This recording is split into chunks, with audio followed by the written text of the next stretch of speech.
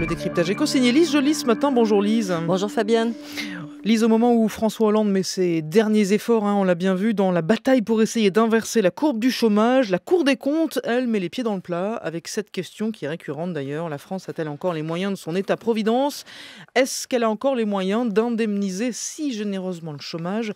Et selon les sages, la réponse est non.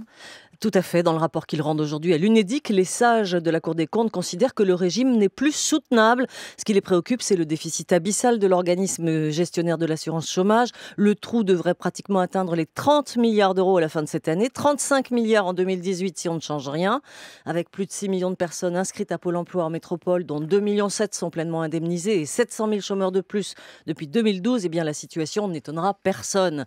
Elle était prévisible à plus d'un titre. Le rapport parle du système le plus généreux des pays de l'OCDE, avec le plus grand nombre de chômeurs couverts, la durée maximale d'indemnisation la plus élevée, elle peut aller jusqu'à 3 ans si on a plus de 50 ans, et le montant maximal le plus haut, 6 200 € net par mois. D'autres facteurs vont dans le même sens, avec le principe d'un jour indemnisé pour un jour travaillé et un revenu de remplacement qui atteint parfois les 3/4 du dernier salaire dans certains cas.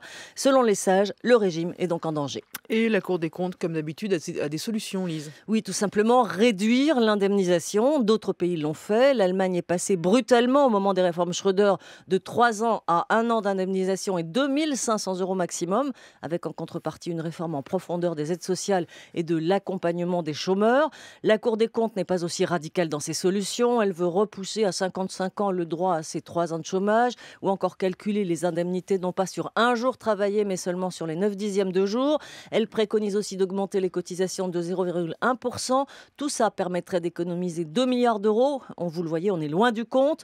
Une des solutions prônées aujourd'hui par le MEDEF, mais aussi par le maire de Bordeaux, Alain Juppé, c'est la dégressivité des allocations qui a pris fin en France à l'été 2001 et dont on savait déjà que ça allait gréver les finances de l'UNEDIC. C'était il y a 15 ans déjà. Et puis ce rapport de la Cour des comptes, Lise, il intervient alors que la convention d'assurance chômage doit être renégociée avant le 30 juin. Oui, ça va être compliqué. Celle qui est en vigueur aujourd'hui a été renégociée pour 2 ans seulement.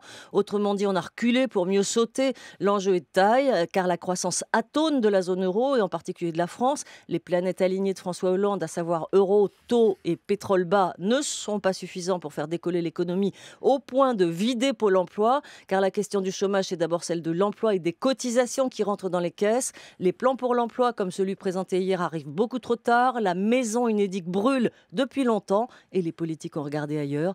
Dans une France déficitaire, endettée, la question qui se pose est maintenant de savoir si nous avons les moyens du système social que nous voulons garder à tout prix. Se mettre la tête dans le sable ne sert qu'à laisser la situation s'aggraver. En 2017, le prochain gouvernement aura encore sur les bras les mêmes questions qu'il y a 5, 10 ou 15 ans. Vraiment, on avance. Lise Joly sur France Info.